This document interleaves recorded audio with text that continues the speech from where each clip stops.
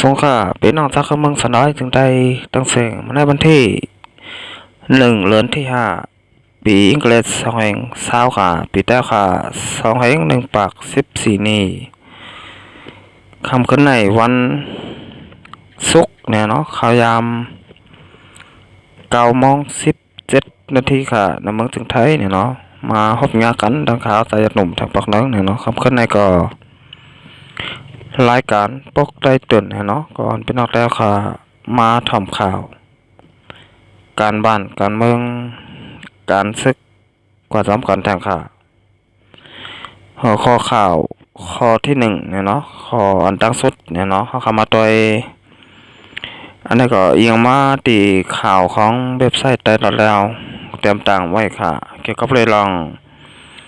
ซึกมันป้นแปนส่วนใดส่วนเป็นก้นเนี่ยเนาะพยายาม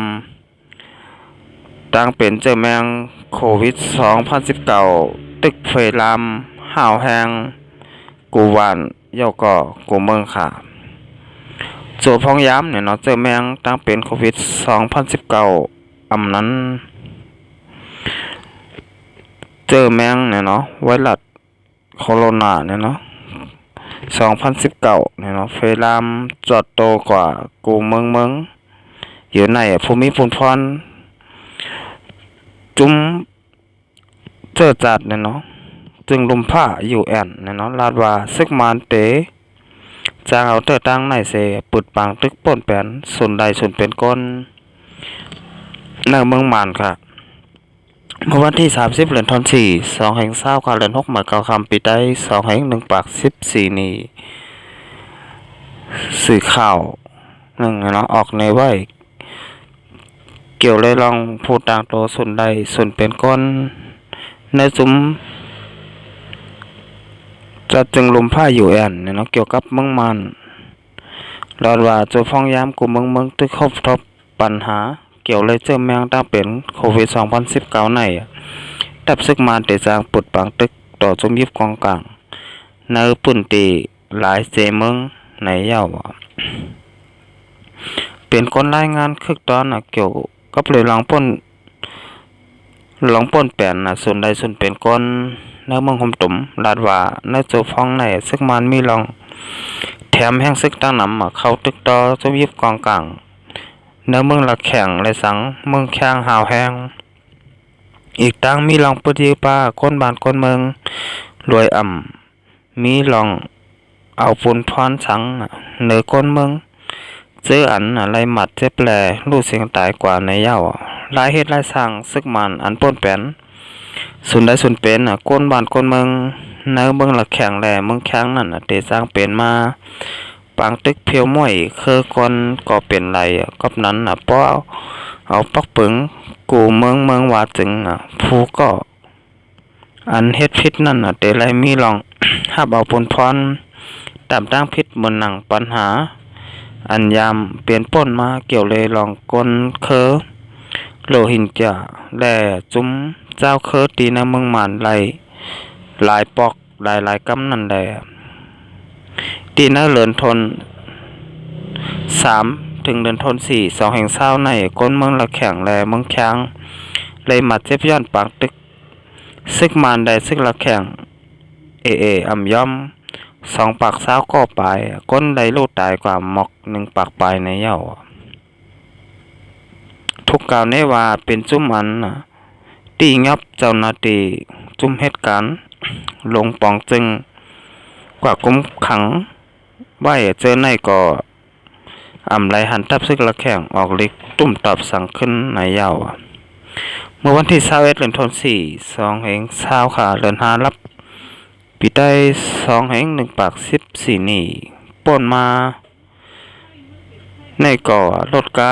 คอมพานียาคามงแมงCPS ลำหนึ่งอันต่อต่างโคของเครื่องยาถกยาเยอก้นหอรถไหลลูดเสียงตายกว่า1 ก่ออีกต่างเมื่อวันที่20 เดือนธันวาคม2020ค่ะรถกาฝ่ายไปอยู่ลีลุมผ้าอยู่ตะเปิ้ลอยู่ XO ลำหนึ่งอันต่อต่างอย่างน้ำมุกเสือก้นเจออันมี ลองทางเถิมว่าที่จับเจอแมงตาเป็นโควิด2019และถูกย้ายยื้อแหล่ผู้รับทำการภายไปอยู่หลีหมาดเจ็บ1ก่อก้นหอรถไหลลู่เสียงตาย1ก่อว่าไหนเกี่ยวกับลองรถกาภายไปอยู่หลีลุมผ้าอยู่WHOถูกย้ายยื้อในก่อซึกมานแดซึกละแข่ง2ภายมีลองกล่าวเนต่อกันเสมกจุ้มจะจึงลุมผ้าอยู่แต่ลาดว่าร้องไหนเตจับซอกกดทัดกว่าว่าเป็นหมู่แล้วจุ้มแล้วก็ปุดยื้อในเหย่าอันนี้ก็เกี่ยวกับเลยลองปังตึกซึกเสือเนี่ยในเมืองโฮมตุ่มแลเมืองสันดอยจึงแต้วค่ะเนี่ยเนาะอำไปกัดเย็นเนี่ยเนาะอันนี้ก็เกี่ยวกับเลยลองปางตึกเนี่ยเนาะซึกมาแดซึกละแข่งตีเมืองละแข่งเกาหลีกับนันแดเฮ็ดให้กบนันคนเมืองเนี่ยเนาะเลยมีลองต่างบาดเจ็บเนี่ยเนาะก็2ปากปลายฮะเลยลูกตายกว่ามอกปากปลายเนี่ยในก็ดังไผ่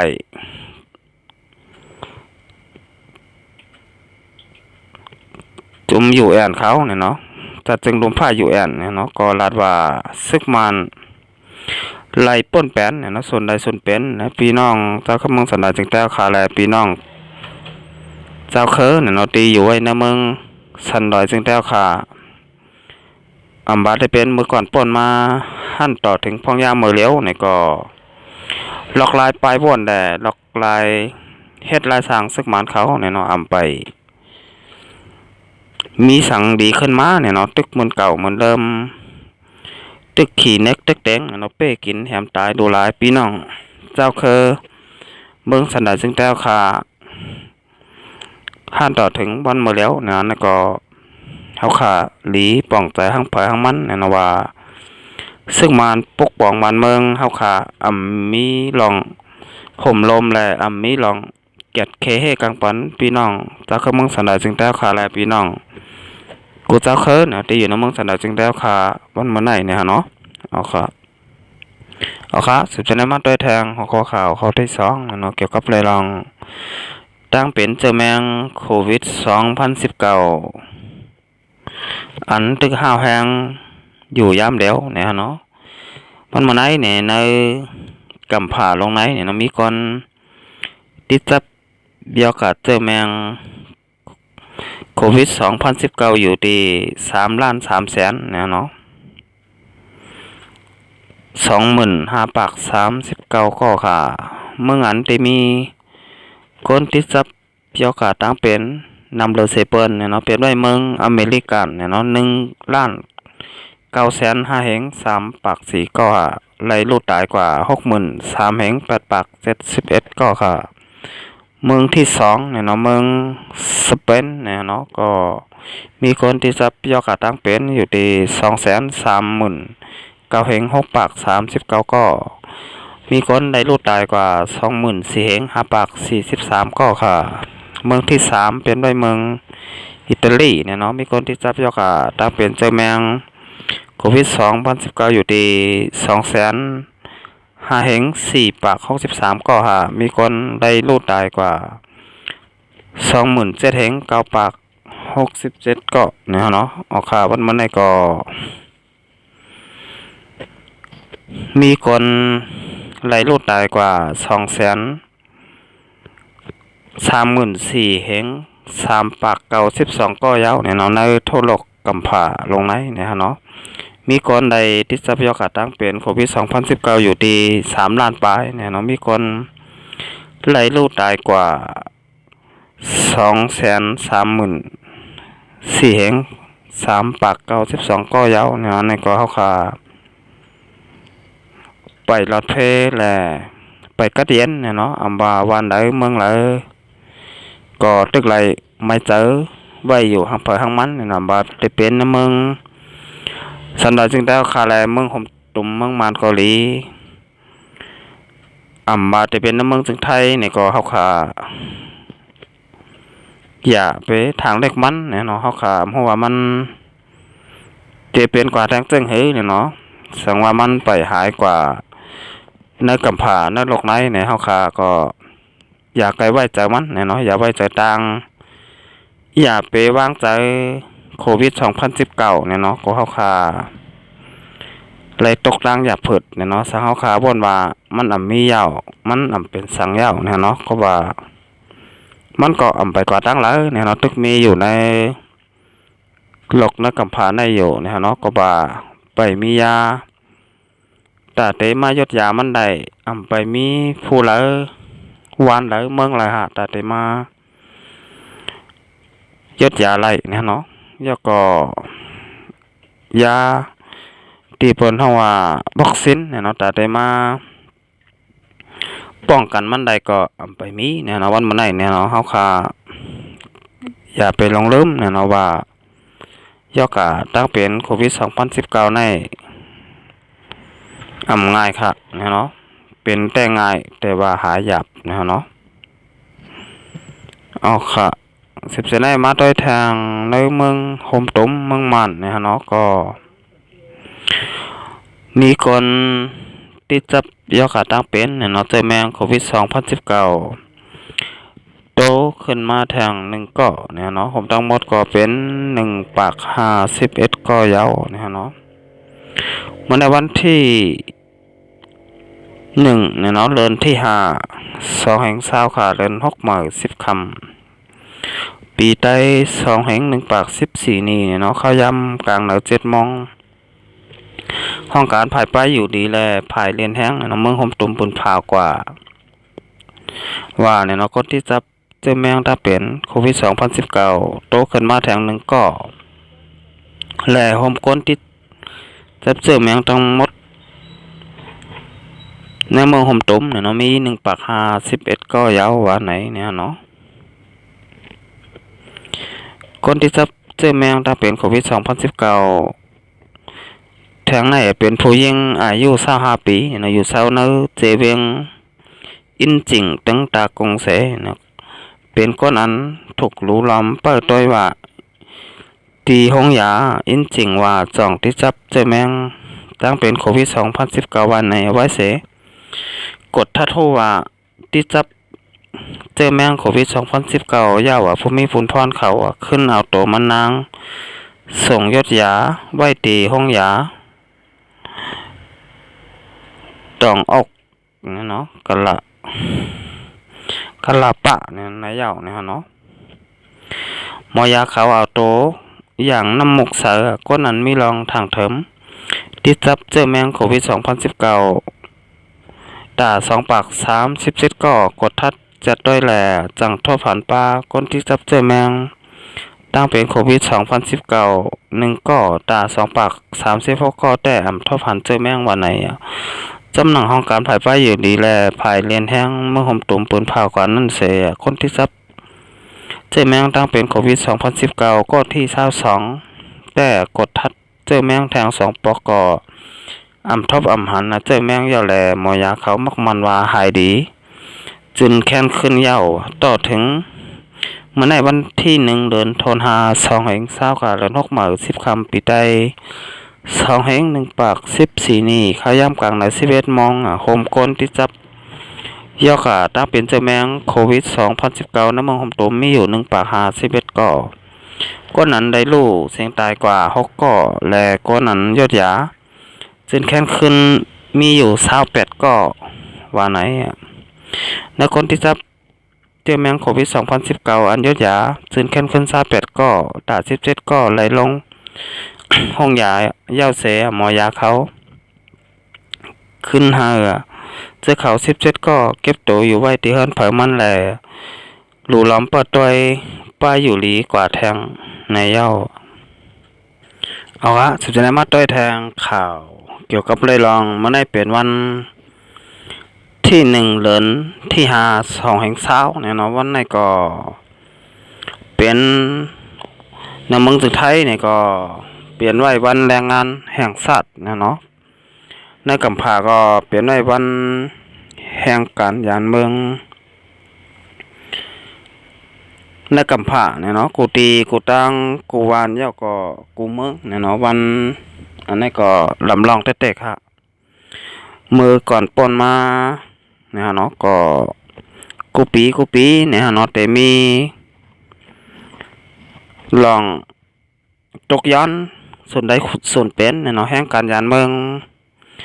ในกำผาในหลุมผ้าในเนี่ยเนาะอำบาวันใดเมืองใดเนี่ยเนาะก็ได้มีขึ้นกูปีฮะมานั่งในเมืองจึงไทยเนี่ยเนาะก็อำบาได้เป็นตีเวียงเกียงใหม่ก็ได้มีที่สารกลางเนี่ยเนาะอำบาได้เป็นในเมืองกอกกรุงเทพนะเนาะก็ได้มีเหมือนว่าสนามหลวงเส้นไหนนะเนาะก็มาได้เป็นพี่น้องแห่งการยานเมืองเฮาค่ะพี่น้องมุกตุมเจ้าเคยไต้เฮาค่ะเกาหลีเนี่ยเนาะมาได้เป็นพี่น้องไทยเฮาเกาหลีเนี่ยเนาะที่เป็นจุมแห่งการยานเมืองเหมือนกันเนี่ยเนาะก็เตมีลองตกย้อนมาได้เป็นลองใครเป็นเนี่ยเนาะลองส่วนใดส่วนเป็นของพี่น้องแห่งการยานเมืองเนี่ยเนาะมาได้เป็นลอง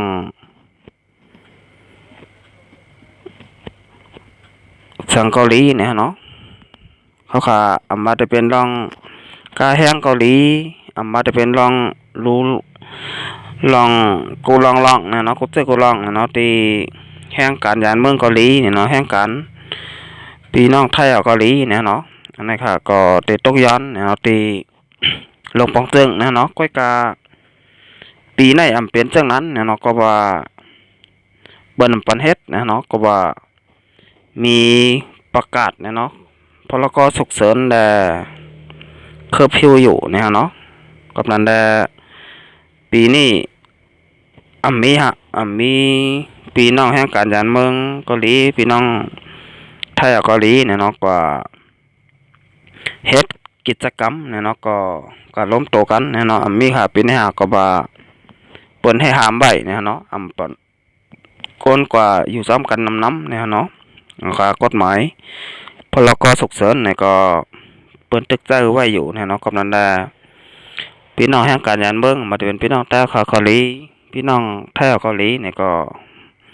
ปีไหนไรเฮ็ดปางป้อยเนี่ยเนาะปางป้อยแห่งการยานเมืองเนี่ยเนาะแห่งการยานเมืองลุมผ้าเนี่ยเนาะมาจะเป็นเมืองจึงไทยมาจะเป็นกูวานกูเมืองเนี่ยเนาะก็บ่นว่ามีเหมือนกันฮะทั้งลองก็เกี่ยวกับเลยลองดังเป็นเนาะเจอแมงโควิด2019ตึกหาวแห้งอยู่ยามเดียวเนี่ยเนาะกำนันได้วันใดเมืองไหนเนี่ยก็บ่นบาดเตมีเหมือนกันเนี่ยเนาะก็ว่าตึกโกตึกเฮเนี่ยลองยกตั้งเป็นเจอแมงโควิด2019ตึกข้าวแห้งอยู่ยามเดียวเนี่ยเนาะกำนันได้ปีน้องแห่งกันยานเมืองเฮาคาเนี่ยก็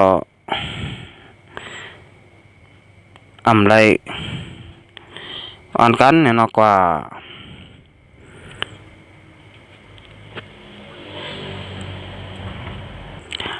ไรก็ย้อนเนาะลองใครเป็นสั่งเสียลองเสียเมียวเนี่ยเนาะเอาคาวันมันได้ก็เป็นวันแรงงานแห่งชาติเนี่ยเนาะวันแห่งการลุมผ้าเนี่ยเนาะเอาคาอันนี้ก็วันมันได้เนี่ยเนาะวันแห่งการเซต้าก็กะพี่น้องแต่ค่ะมันก็ระยุทธ์เนี่ยเนาะมันก็ตึกเหตุการณ์อยู่เนี่ยเนาะก็ระยุทธ์ค่ะกับนั้นได้ปีในก็เย็นไว้นะเนาะก็ว่ามีอยู่3ร่องนะเนาะร่องที่1เนี่ยก็ในเมืองจึงไทยนี่ก็ตึกเจ้าพรกฉุกเฉินอยู่เนี่ยเนาะ2ก็เปิ้นปันเฮ็ดนะเนาะ3ก็เกี่ยวกับเลยลองตั้งเป็นเจ้าแมงโควิด2019ไปกัดเย็นเนี่ยเนาะอันนี้ก็ตึกไลโกอยู่ค่ะก็เป็นมาเนี่ยเราลองพี่น้องแห่งการยานเมืองเฮาค่ะเกาหลีพี่น้องไทยเกาหลีเนี่ยเนาะได้จัดเฮ็ดปล่อยเนี่ยเนาะวันแห่งการยานเมืองเนี่ยเนาะวันแห่งการลุมผ้าเนี่ยเนาะค่ะอันนี้ก็